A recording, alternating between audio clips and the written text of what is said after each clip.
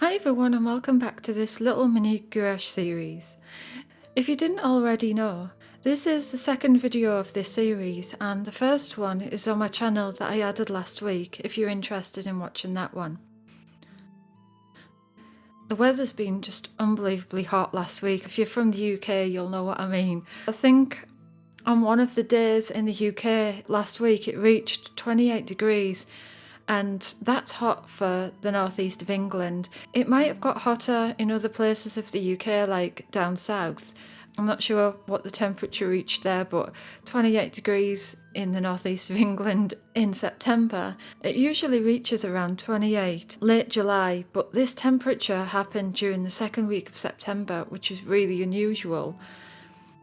I remember when I was younger, the mornings of September used to be really chilly walking to school on my first day back after the summer holidays. The only other time I remember it being unusually hot was when we lived in London in 2011, and it was on the first day of October, and the temperature got to almost 30 degrees, which was boiling hot. We decided to go to Brighton for the day and it was absolutely full of people on the beach. I'll show you a quick photo that I took on that day.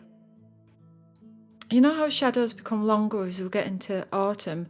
The sun's lower in the sky at midday, and there's other things about the way autumn feels that you can't really explain. And all those things were telling me it was autumn on that day that we went to Brighton. And I should have been cold and wrapped up in a coat, so it felt really surreal for it to be as hot as it was. And seeing all these people sunbathing on the beach and swimming in the sea, it was very strange. So now the weekend's over, the temperature's dropped a lot. It's just a lot cooler and more bearable. We've just got like a proper autumny feel now with the weather, so it's nice and cosy, but not too cold. The only downside is that the nights are getting darker, which means that I don't sit and paint for as long. I do have a daylight lamp, but I don't like to use it unless I really have to. So I'd prefer to just stop painting once the sun goes down and it's too dark to paint. So that's the only downside to autumn coming, is the nights are getting darker. So if you've followed my videos in the past, you'll notice that most of my paintings that I make, I don't really have much to say about them, other than here's a landscape painting that I'm painting in gouache.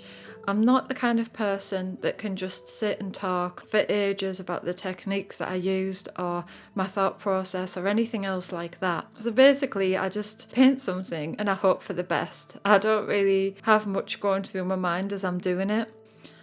I did really enjoy painting on this small scale though, and I'm definitely going to try doing more of this size in the future because they're just really quick, fun bits of art that don't take days to complete. They take about a couple of hours, for me anyway.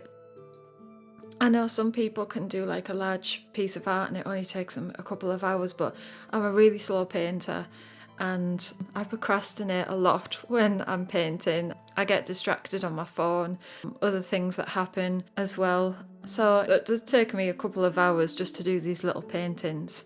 With this size, it doesn't matter too much if it goes wrong and I have to paint over the whole thing and start again. I've recently found that out during my last painting in this sketchbook, that's one of the positive things about gouache. If it does go wrong, you can just paint over the entire painting and it's gone. Whereas if a paint goes wrong with watercolour, there's no way of just painting over it and starting again because it's transparent. So I guess gouache is a lot more forgiving. One thing I've recently made changes to is storing my gouache in a different palette to the palettes you see in these videos. I'll probably tell you more about that in my next video. So I hope you enjoy watching me paint these little landscapes. If you've decided to follow this little series, then let me know what you think of it. I know it's only 2 videos so far, but it's nice to get some feedback. It's always nice to read comments about what you think. Anyway, I'll be back with episode 3 next week, so see you soon. Bye!